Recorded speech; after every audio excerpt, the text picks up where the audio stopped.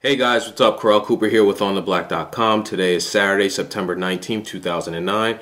I'm off to play some golf today. That's why I have my clubs in the back here with the Mets covers. But before I do, I want to give you guys an idea of what I'm reading across the internet today.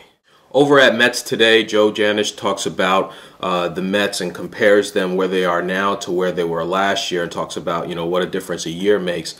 I'd like to actually take that a step further and say what a difference 3 years makes.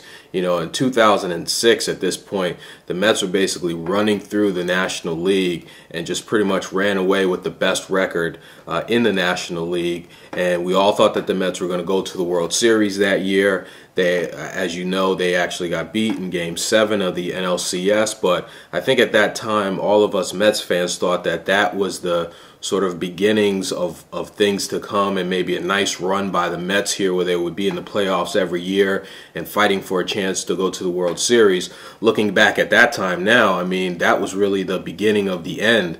The Mets haven't made the playoffs since 2006. They're pretty much the worst team in the National League this year and don't even really have a solid plan for the offseason and going into next year. Question marks at first base, left field, starting rotation, question marks around their payroll and management.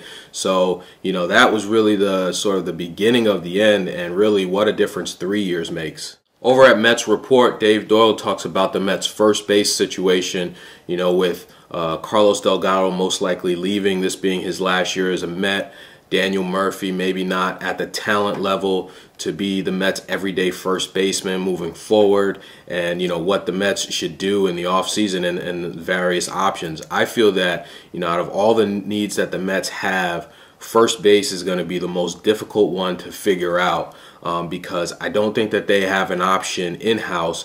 And personally, I'm not a big fan of what's going to be out there in the free agent market. So I think that first base is really going to be the most difficult position for the Mets to figure out what to do. And looking back, maybe now, I kind of understand why a lot of Mets fans were upset that the Mets didn't get Victor Martinez at the trade deadline, because obviously he would have been a good fit there. But really not sure what the Mets are going to do at first base this offseason, and I think that's going to be the most difficult position for them to figure out. And last but not least, over at the Republicans, Andrew Vazano talks about Bobby Parnell returning to the pen and gives his thoughts of, if Parnell's going to be a starting pitcher in winter ball, why not let him continue to start now, even if it's only going to be for maybe 4 or 5 innings. And I kind of agree with that. I still don't think that the Mets kind of know what Bobby Parnell is, whether he's a starter or a middle relief guy or, the 8th inning guy. I still think that that's kind of up in the air. And if that's the case,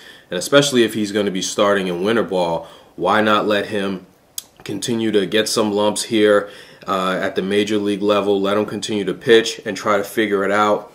And then, you'd have more of a sort of a body of work as a starting pitcher to kind of evaluate him. So not really sure why the Mets have decided to put Parnell back in the pen.